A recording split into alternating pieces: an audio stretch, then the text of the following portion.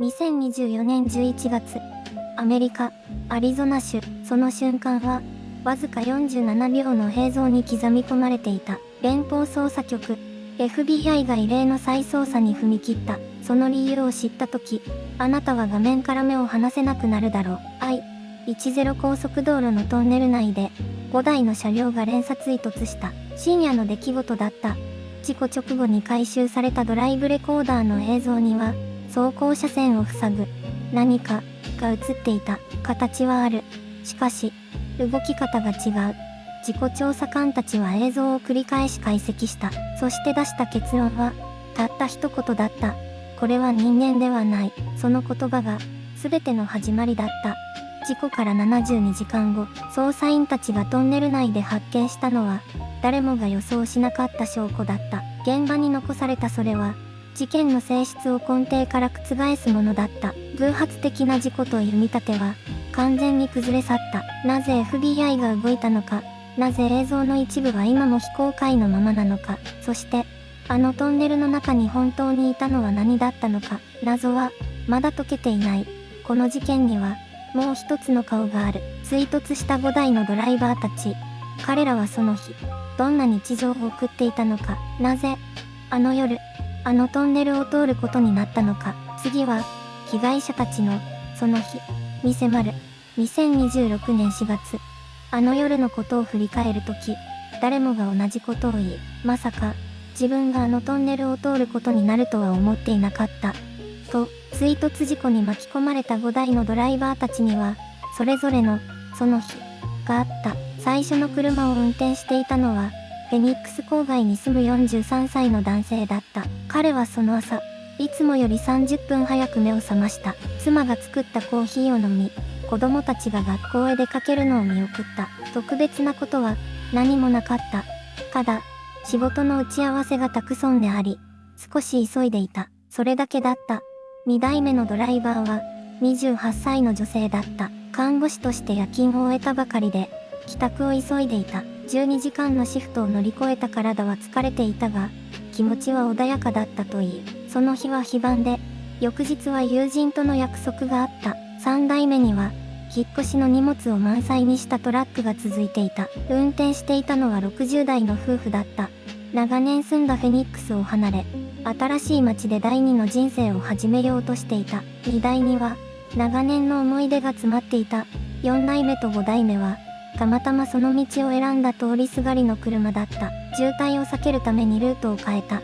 ただ、それだけの理由だった。誰一人、あの夜に特別な予感を持っていなかった。誰一人、あのトンネルを恐れていなかった。5台のドライバーたちは、それぞれの日常の延長線上で、ハンドルを握っていた。そして午後11時17分、彼らは同じ暗闇の中へと吸い込まれていった。午後11時17分、アリゾナ州間高速道路10号線、トンネルの入り口まで、あと数百メートルという地点だった。先頭を走っていたトラックのドライバー、マーカス・デルガドは、その瞬間を後にこう語っている。ライトが何かを捉えた。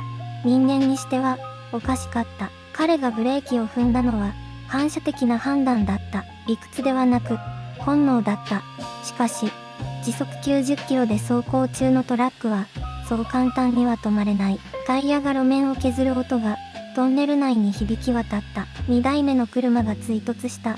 0.3 秒後、3台目が続いた。2台には、長年の思い出が詰まっていた。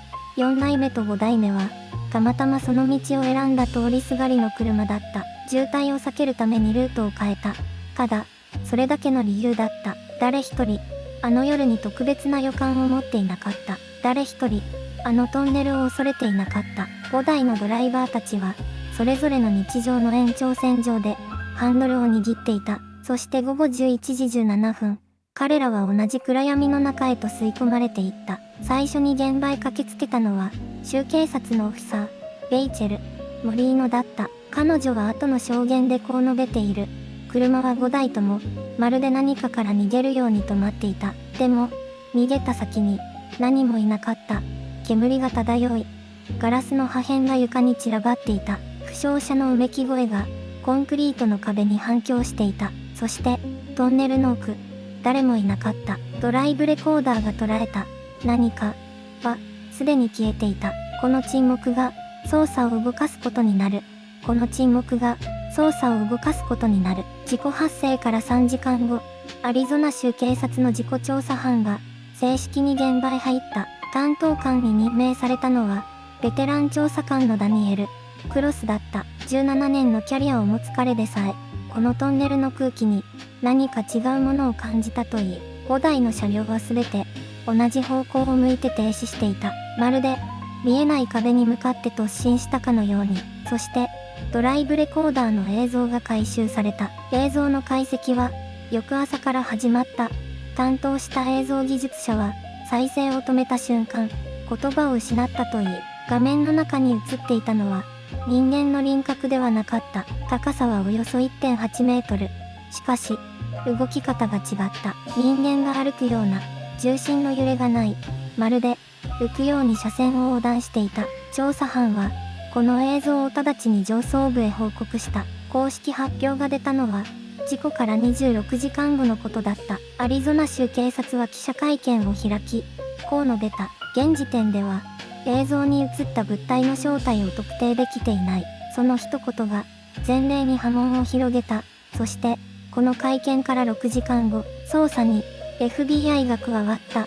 通常の交通事故に連邦捜査局が介入することはない。その事実だけでこの事件が普通ではないと証明していた。FBI 側が最初に動いたのは映像の入手ではなかった。彼らが最初に接触したのは一人の人物だった。事故当時、トンネルの出口付近に車を止めていたという男。名前はマーカス・ベイン。彼にはアリバイがあった。マーカス・ベイン。その名前が捜査資料に初めて登場したのは事故発生から3日後のことだった。事故当時、トンネル出口から約200メートルの地点に車を止めていた。目撃者の証言と周辺の監視カメラ映像がその事実を裏付けていた。一見怪しい。しかし彼にはアリバイがあった。停車の理由はタイヤのパンクだった。ロードサービスへの通報記録が残っており、作業員が現場に到着した時刻も会社側の記録と完全に一致していた。さらに彼の車に搭載された純正ドライブレコーダーの映像も提出された。その映像にはベイン本人が車外でタイヤを確認する姿がはっきりと映っていた。トンネル内で事故が起きた。まさにその時間帯に FBI の担当官はこの証拠を精査した後、ベインを容疑者リストから除外した。公式には関与なし。そして翌日、アリゾナ州警察と FBI の合同チームは共同記者会見を開いた。発表された内容は簡潔だった。映像に映った物体は風圧によって飛来した大型の遮光シートである。事故との直接的な因果関係は認められない。5台の連続衝突を引き起こしたあの形態の正体がそれだった。会見室は静まり返った。記者からの質問が相次いだが、担当官は捜査は終結したという言葉を繰り返すだけだった。しかしその翌朝、捜査チームの内部から1枚の文書が流出した。そこには公式発表とは全く異なる記述があった。流出した文書はわずか3ページだった。しかしその内容は公式発表の根幹を静かに揺るがすものだった。文書の冒頭にはこう記されていた。遮光シートの飛来経路について物理的整合性が確認できていない。風圧によって飛来したというのが公式の説明だった。だがその文書によれば、当夜のトンネル内における気流データはシートが逆方向から流れ込んだことを示していた。つまり風は出口側から入り口側へ向かって吹いていた。シートが飛んできたとされる方向とは正反対だった。さらに文書にはもう一つの記述があった。目撃者証言の一部が公式調書から削除されている。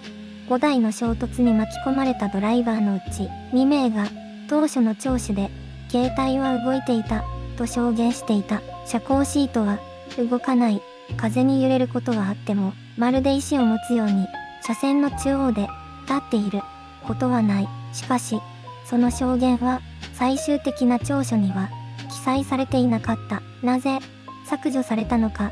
捜査チームの内部関係者は匿名を条件にこう語った。上から話をまとめるよう指示があった。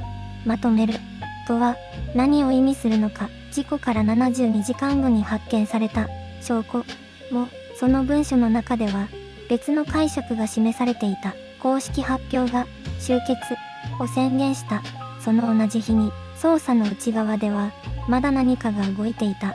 そして今、新たな人物の名前が浮上している。あの夜、トンネルの近くにいたとされるもう一人の目撃者だ。そして、その名前は捜査資料の中にひっそりと記されていた。ダニエル・コール、43歳、職業は運送会社の元従業員。事故当夜、彼はアリゾナ州フェニックス郊外に滞在していたとされている。しかし、その移動記録には不自然な空白があった。午後11時から翌午前1時にかけての2時間、その間、彼の携帯電話は一切の通信記録を残していない。捜査官たちはその空白に注目した。トンネルの入り口から最も近いサービスエリアの監視カメラが1台の車両を捉えていた。ナンバープレートは判別できない。しかし、車体の形状と色はコールが所有していた車両と一致していた。偶然と呼ぶにはあまりにも条件が重なりすぎている。さらに浮上したのが被害者との接点だ。5台の追突事故に巻き込まれた車両のうち、先頭の1台、その運転手はコールが以前勤めていた運送会社の元同僚だったことが判明した。ただの偶然か、それとも意図的な接触だったのか。FBI が介入したのはこの事実が明らかになった直後のことだった。表向きには交通事故の再調査とされていた。だが内部では全く別の捜査線が引かれていたという。ある関係者はこう証言している。コールは何かを知っていた。いや、正確には見ていた。あの夜、トンネルの中で見ていたとはどういうことか。ブラックボックス映像が捉えたあの47秒間、その形を生身の目で目撃した人間がいるとすれば、彼の証言は全ての前提を覆すものになる可能性があった。だが、コールは口を閉ざしたまま姿を消した。そして次のパートで、ついにその証言の断片が白日の下にさらされることになる。コールの証言、それは断片的なものだった。録音された音声ファイルに残されていたのは、わずか32秒の声だった。あれは動いていた。でも歩いていたわけじゃない。そう語るコールの声はかすかに震えていた。FBI の再捜査チームが確認したのは、事故発生の4分前、トンネル入り口付近の外部カメラ映像だった。そこにはいかなる車両も映っていなかった。だが、トンネル内部を映したブラックボックス映像には、確かに何かがいた。捜査官たちは、その2つの映像を何度も照合した。外から入ったものでなければ、どこから来たのか。72時間後にトンネル内で発見された証拠は、その問いをさらに深めるものだった。発見されたのは、焦げた痕跡と、溶けたアスファルトの一部、そして直径およそ40センチの完全な円形の変色領域。熱源が外部から加えられた場合、この形状は物理的に発生し得ない。これは内側から発生した熱だ、と監視機関は記録に残した。コールが目撃した形は熱を持っていた。そして人間の体温ではありえない種類の熱を。事件はもはや交通事故の範疇を超えていた。アリゾナ州当局は公式見解の発表を保留し続け、FBI は捜査資料の一部を非開示とした。隠されたのは恐怖か、それともまだ答えが出ていないからか。真実は次の扉の向こうにある。2026年、アリゾナ州当局はついに公式声明を発表した。事件は交通事故として処理済みである。たった一個、それが全ての答えだった。しかし、捜査に関わった者たちは首を横に振った。あの映像に映った形のことを誰も忘れていなかったからだ。法医学館が記録した熱の痕跡、人体では説明できない温度分布、トンネル壁面の焦げ跡、これらは全て報告書の付録に分類され、一般公開されることはなかった。コール・マクブライドは事故から数ヶ月後に警察官を辞職した。理由は一身上の都合と記されている。しかし、彼が最後に同僚に残した言葉は今も語り継がれている。俺が見たものは車のライトに照らされた瞬間、こちらを向いたとは何を意味するのか、意識があったということか、認識していたということか。FBI が非開示とした資料のページ数は全体の3分の1に上る。隠されたのは混乱を避けるためか、それともまだ誰も理解できていないからか。47秒間の映像は今も厳重に保管されている。公開される予定は現時点では存在しない。真実がうずもれていくとき、人は問い続けるしかない。なぜあの夜、なぜあのトンネルで、そしてあの形は今どこにいるのか。事件は終わった。だが疑問は終わっていない。次の扉を開けたとき、そこに待つのは答えなのか、それともさらに深い闇なのか。その後、関係者たちはどこへ消えたのか。事故当時、現場にいた5台のドライバーのうち3名は現在も非公開の場所で保護されている。残る2名は取材に応じることを拒否している。調査を担当したアリゾナ州の捜査官は2025年3月に突然辞職した。理由は一身上の都合とだけ発表された。FBI の再捜査は2026年現在も継続中だとされている。しかし公式な声明は何も出ていない。47秒間の映像を最初に解析した技術者は今その存在自体が確認できない。記録は残っている。だが記録を知る者たちは静かに姿を消していった。真実を追うほど霧は深くなる。あの夜トンネルの暗闇に消えた形は今もどこかに存在しているのかもしれない。あなたの知らない場所で、あなたの気づかない瞬間に、事件は本当に終わったのだろうか。